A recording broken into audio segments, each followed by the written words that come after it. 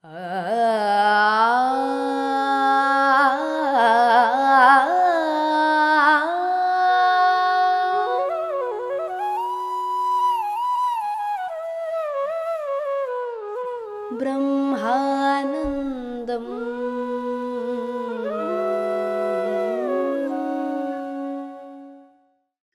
नमस्कार दोस्तों, ब्रह्मानंदम शो में आपका एक बार फिर हार्दिक स्वागत है। 1000 सीड्स ऑफ जॉय आनंद कर्णेश जी द्वारा रचित यह अद्भुत किताब, इसमें से हम आपस में विवेक बांट रहे हैं। दोस्तों, हम जिस अध्याय के जरिए गुजर रहे हैं, जैसा कि हमने पिछले एपिसोड में भी बताया था, उसका शीर्षक है आनंद, हंसी और सृजनात्मकता, जिसे अंग्रेजी में कहते हैं जॉय, लाफ्टर एंड क्रिएटिविटी। तो आइए इस अद्भुत अध्याय में आगे बढ़कर हम लक्ष्मी माँ से और भी इस ब्रह्मानंद के बारे में विवेक जानते हैं। तो आज इस एपिसोड का प्रारंभ हम आनंद कर्णेश जी द्वारा पूछे हुए एक और प्रश्न से करते हैं। दोस्तों, तो यहाँ आनंद कर्णेश जी हमारी लक्ष्मी माँ से पूछ रहे हैं कि माँ, हम ये जो डिस्कशन कर रहे हैं आनंद, हंसी और सृजनात्मकता के बारे में, ये मुझे एक बुद्धिज्म में, बौद्ध मत में एक फूल की कहानी जो है वो याद दिला रही है।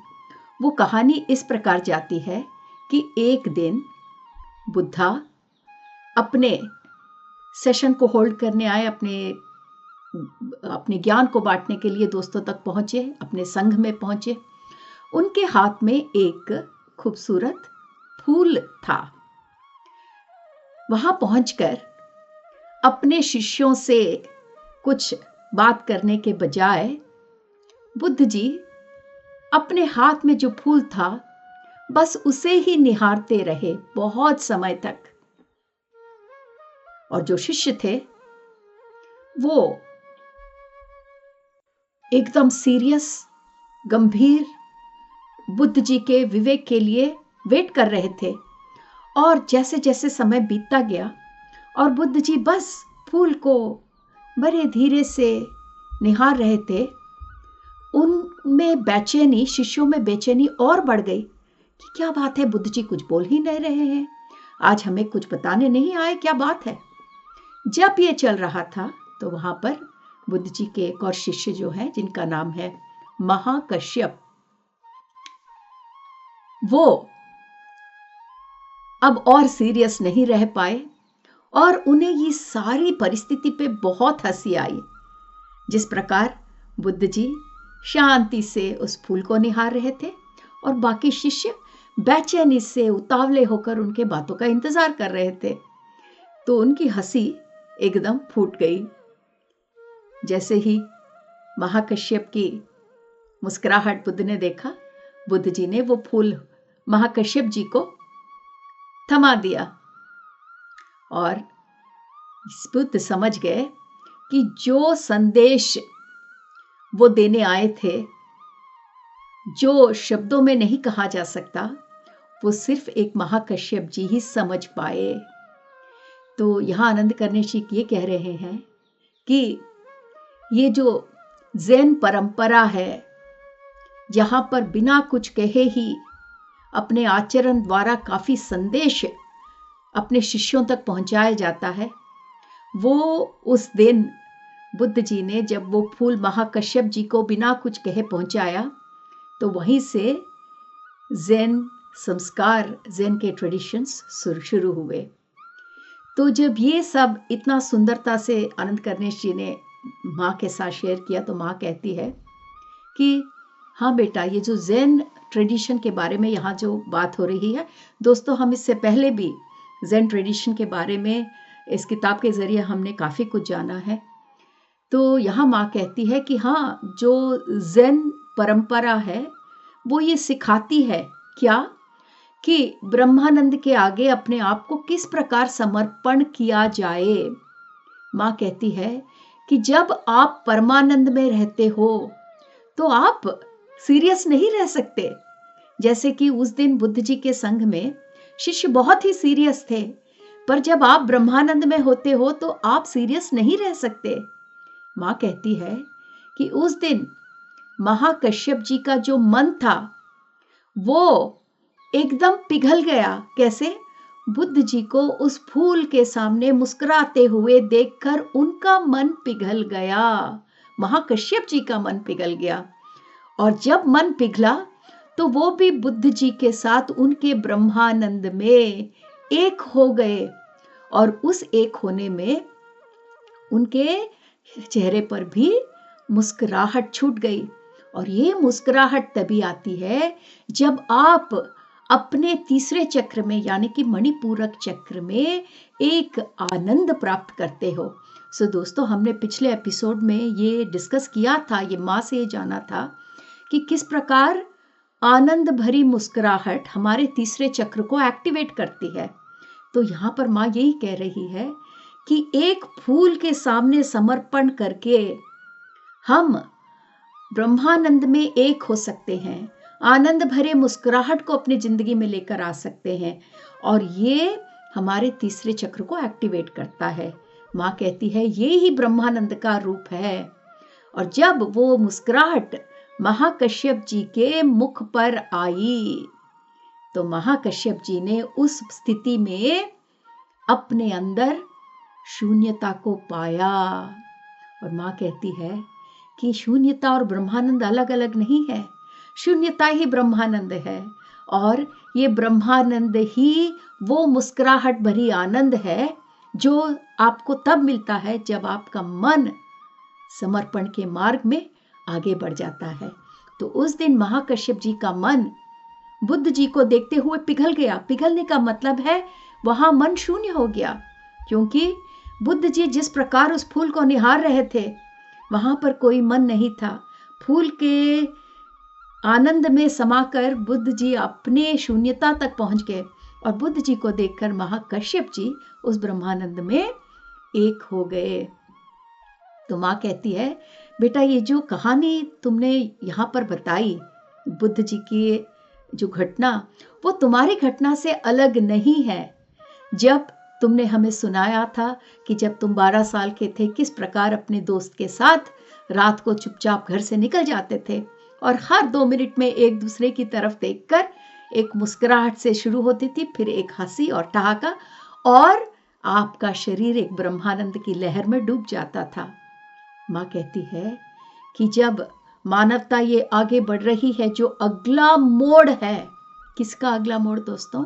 एनलाइटनमेंट का, आत्म साक्षात्कार का जो अगला मोड़ है मानवता के लिए, वो तभी होगा जब इस पृथ्वी पर मनुष्य ब्रह्मानंद को विस्तार पूर्वक फैलाने में कामयाब रहेंगे।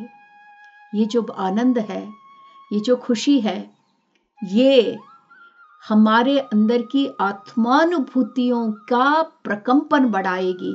और किस प्रकार के आत्मानुभूतियों के बारे में माँ यहाँ कह रही है?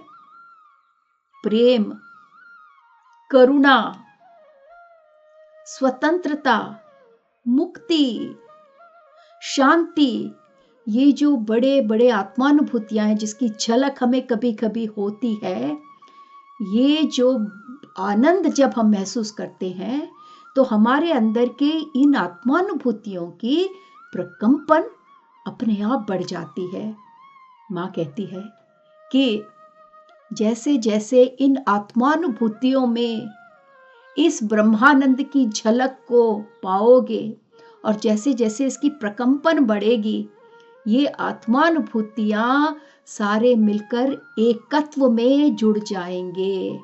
और जैसे जैसे आत्मानुभूतियां जुड़ती जाती हैं, वो एक नए आत्मानुभूति का रूप लेती है और ये नया आत्मानुभूति के प्रकंपन जो होते हैं वो और भी अत्यधिक होते हैं।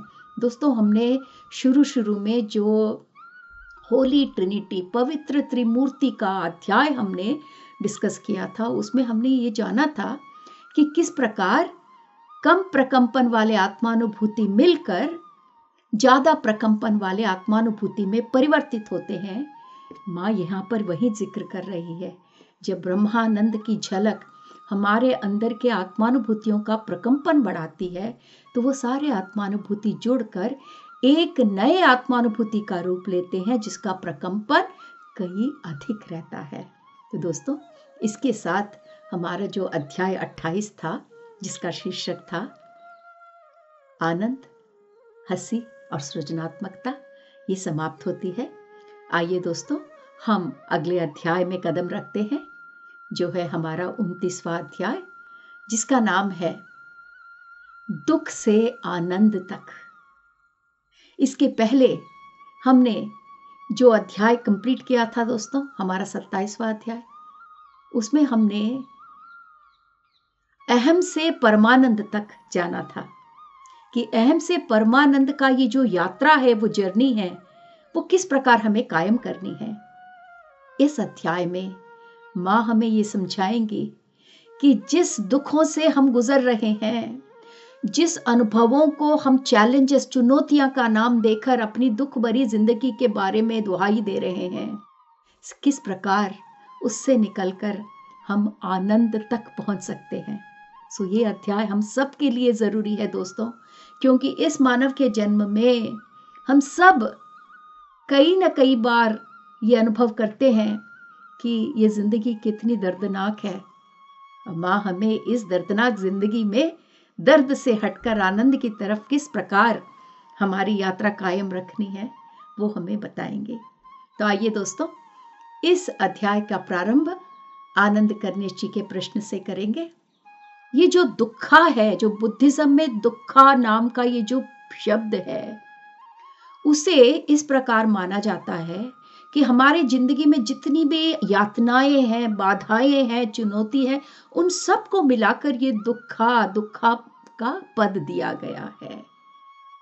तो यहाँ आनंद करनेश जी माँ से पूछ रहे हैं कि माँ, ये जो बुद्ध जी ने ये दुख के बारे में, दुखा के बारे में समझाया है और किस प्रकार दुख को हमारे जिंदगी में रोका जा सकता है, बंद किया जा सकता है, ये बताया है, वो किस प्रकार हमारे ये ब्रह्मानंद का ज्ञान जो हम पा रहे हैं, उससे हम किस प्रकार रिलेट कर सकते हैं। तो आइए दोस्तों, माँ के मुख से सुने कि उन दोनों में क्या संबंध है। माँ कहती है कि बेटा, इस प्रकृति में जो भी है सब कुछ, उसकी सृष्टि आनंद से होती है। इसका मतलब सृष्टि तभी होती है जब हम आनंद में होते हैं। हम का मतलब हम या कोई भी जीव कांति लोक में हो या भौतिक लोक में हो, सृष्टि आनंद से ही होती है। और इस सृष्टि में जो कुछ भी है, वो हमसे आनंद से बात करता है। पर ये बात हमें तभी समझ में आती है जब हम उसे आनंद से रिसीव कर सकते हैं। तो माँ कह रही है, जो भी कुछ इस सृष्टि में है वो आनंद से ही शुरू हुआ है, और वो एक दूसरे से आनंद से ही कम्युनिकेट करते हैं। पर उस संपर्क की पूर्ति के लिए उसको रिसीव करना भी आनंद से ही करना होगा। माँ कहती है, ये जो ब्रह्मानंद है वो एक निशब्द हंसी और नित्य ठहाके से भरी हुई है। इसका मतलब जो ब्रह्मानंद है उसमें हंसी भरी हुई है। कैसा हंसी? जिसकी आवाज आपको सुनाई नहीं देती। ये एक ऐसी हंसी जो कभी खत्म ही नहीं होती। तो ब्रह्मानंद बिल्कुल हंसी से भरी हुई है, मुस्कुराहट से भरी हुई है। और माँ कहती है कि जो बड़े बड़े गुरु हैं, दिव्य आत्माएं हैं, जो आत्म साक्षात्कार प्राप्त किए हुए दिव्य आत्माएं, ये सब यही सिखा रहे हैं कि आप ब्रह्मानंद में रहकर सीरियस नहीं हो सकते, क्योंकि ब्रह्मानंद हंसी का दूसरा रूप है, एक निशब्द हंसी का रूप है। माँ कहती है कि हम एक पेड़ को लेते हैं। जो पेड़ है वो वर्तमान क्षण में उपस्थित है। वो जानता है, अपने अस्तित्व को इस क्षण पहचानता है। और जब वो वर्तमान से जुड़ा रहता है, वो हमेशा उस ब्रह्मानंद से जुड़ा रहता है जो इस जन्म मृत्यु के परंपरा के बियॉन्ड है, उससे भी अतीत में है। पेड़ वहां खड़ा खड़ा वर्तमान में इस ब्रह्मानंद को अनुभव करते हुए कोई बाधा को अनुभव नहीं करता। जब पेड़ को उखाड़ते रहते हैं तो भी पेड़ को कोई बाधा नहीं होती, क्योंकि पेड़ अपने अस्तित्व को बिल्कुल अच्छी तरह जानता है। और वो ये जानता है कि वो इस पेड़ के उखाड़ने से भी अतीत है। पेड़ के उखाड़ने से उसका अस्तित्व नहीं मिट जाता। ऐसा ज्ञान उस वृक्ष को हमेशा दर्द से, सफरिंग से दूर रखता है। हालांकि उस क्षण में जब पेड़ को जड़ समेत उखाड़ते हैं हम, भौतिक रूप से वृक्ष को भौतिक अनुभव का, दर्द का अनुभव होता है, पर वो सबको ब्लेसिंग देती है। जो उखाड़ रहे हैं, जो देख रहे हैं, उन सबको एक आनंद के हंसी से सबको आशीर्वाद देती है कि हाँ, मुझे दर्द हो रहा है क्योंकि तुम मुझे जड़ समेत निकाल रहे हो, पर मेरे अस्तित्व को तुम नहीं मिटा सकते। और ये ज्ञान ही परमानंद से उस वृक्ष को जोड़ रखता है। पर मां कह रही है, जो मानव हैं वो वृक्ष के समान नहीं समझते। जो मानव है वो मृत्यु की जो असीम सुंदरता है उसको नहीं देख सकते, इसीलिए वो मृत्यु के नाम से कांपते हैं। जब जो आदमी मृत्यु से डरता है वो मृत्यु के क्षण में समर्पण नहीं कर पाता। जब इस लोक से दूसरे लोक में जाने का समय आता है, जो मृत्यु का समय, ऐसा व्यक्ति इन लोकों को पार करने में बहुत दर्द महसूस करता है। हालांकि जो बड़े बुजुर्ग हैं, आत्म साक्षात्कार प्राप्त किए हुए लोग, उन्होंने कई बार कहा है कि जिंदगी को सेलिब्रेट करो। जो मृत्यु से गुजर के पार हो गए उसके लिए रो मत। जो भी कुछ वो छोड़ के गए हैं उसे सेलिब्रेट करो। पर नहीं, हम मानवों को ये कंडीशनिंग हो गई है कि हम रोएं, हम दर्द को प्राप्त करें।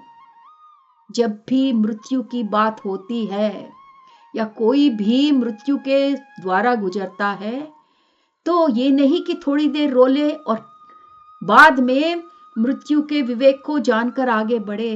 हम मानव बड़े ही लंबे लंबे समय तक इस मृत्यु का शोक मनाते रहते हैं। मां कहती है कि पेड़ को भी दर्द होता है जब उसकी जड़ से उसे निकालते हैं। वो दर्द महसूस करने के बाद उसे छोड़ देता है, जिसको अंग्रेजी में कहते हैं लेट गो, समर्पण। उसके बाद ब्रह्मानंद से जुड़कर वो वृक्ष का जो अस्तित्व है वो मुस्कुराता रहता है, जो हम मनुष्य नहीं कर पाते। और क्योंकि हम आनंद को दोबारा प्राप्त नहीं कर पाते, क्योंकि हम इस रोने धोने में ही व्यस्त रहते हैं किसी के गुजर जाने के कारण, इस दुख के कारण जो आत्मा गुजर जाती है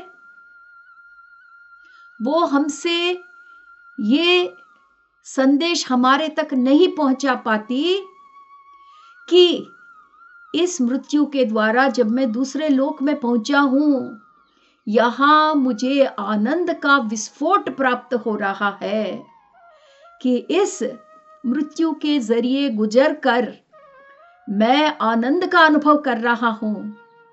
वो आत्मा ये संदेश रोते हुए अपने लोगों तक पहुंचाना चाहती है, पर ये रोता हुआ व्यक्ति वो संदेश कभी नहीं ले पाता, क्योंकि जब तक आप आनंद में नहीं हो, आनंद से देते हुए संदेश को प्राप्त नहीं कर सकते। जिस आत्मा की जर्नी में मृत्यु के द्वारा भौतिक लोक से दूसरे लोक में जाना होता है, संभव होता है, वो अपने लोगों तक संदेश पहुंचाने के लिए बहुत आतुर रहते हैं कि रोने की कोई बात नहीं, मैं बहुत आनंद में हूं। पर इस भूमि पर उनके लोगों को उस संदेश को प्राप्त करने के लिए आनंद की जरूरत है। माँ कहती है कि ये ज्ञात रहे कि जब भी आनंद से कोई संदेश देता है, उसे प्राप्त करने के लिए तुम्हें भी आनंद से आनंद की स्थिति में रहना होगा। इसीलिए माँ ने शुरू में इस प्रश्न का जो उत्तर था उसे देने में माँ ने कहा कि सृष्टि में सब कुछ आनंद से बना हुआ है और इस सृष्टि का जो प्रकृति है वो हमेशा हमसे आनंद की भाषा में बात कर रहा है, पर हम उसे नहीं प्राप्त कर पा रहे हैं क्योंकि हम आनंद की स्थिति में नहीं हैं। जब तक हम आनंद की स्थिति को नहीं पहुंचते, बार बार समर्पण के द्वारा, ज्ञान के द्वारा, इस आत्म साक्षात्कार को प्राप्त हुए उन गुरुओं के संदेशों के द्वारा हम उस पेड़ की तरह नहीं बन सकते। वो पेड़ जिसको क्षणिक बाधा होती है जब उसका जड़ उखाड़ा जाता है, पर उसके बाद वो दोबारा ये ज्ञान को दोहराती है कि मेरे अस्तित्व को कोई नहीं मिटा सकता, भले ही मेरे जड़ को उखाड़ दिया हो। और उस ज्ञान से वो हमेशा सबको क्षमा करके, सबको आशीर्वाद पहुंचाकर दोबारा अपने ब्रह्मानंद की स्थिति में पहुंच जाती है। तो दोस्तों, यहाँ हमें ये संदेश प्राप्त हो रहा है कि भौतिक रूप से हमें दुख पहुंचता है। माँ ये नहीं कह रही कि हमें दर्द नहीं होता। कोई हमें मारता है तो भौतिक रूप से दर्द होता है, कोई हमें भला बुरा कहता है तो मानसिक रूप से भी दर्द होता है। पर दोबारा हमें ये ज्ञान को दोहराना है कि हम इस जन्म से परे हैं। इस जन्म के खत्म होने से हमारा अस्तित्व नहीं खत्म होता। और ये ज्ञान हमें इन सारे भौतिक बाधाओं से अतीत लेकर हमारे ब्रह्मानंद तक जोड़ता है। कितने खूबसूरती से माँ ने हमें इस प्रश्न का जवाब दिया है। दोस्तों, आनंद करनेश जी यहाँ पर अगला प्रश्न पूछ रहे हैं माँ से। माँ, अगर सब कुछ आनंद से, आनंद के कारण उसकी सृष्टि हुई है और इस प्रकृति में सब कुछ हमसे आनंद से वार्तालाप कर रहे हैं, अगर सब कुछ आनंद ही आनंद है, तो फिर बुद्ध जी दुखा के बारे में इतना कुछ क्यों बोल गए? क्योंकि बुद्धिज्म में, बुद्ध मत में दुखा और दुखा के बारे में, उसको मिटाने के साधनाओं के बारे में, मार्गों के बारे में बुद्ध ने बहुत विवरण पूर्वक बताया है। तो यहाँ पर इतना अच्छा प्रश्न आनंद करनेश जी पूछ रहे हैं कि अगर सृष्टि का मूल ही आनंद है और सब कुछ आनंद से ही सृष्टि की गई है और आज प्रकृति में सब कुछ आनंद की भाषा ही बोल रहे हैं, तो फिर बुद्ध जी ने दुख के बारे में और दुखा के बारे में इतना कुछ विवरण क्यों दिया है? तो आइए दोस्तों, हम सब के मन में भी यही प्रश्न है, माँ के मुख से सुनते हैं।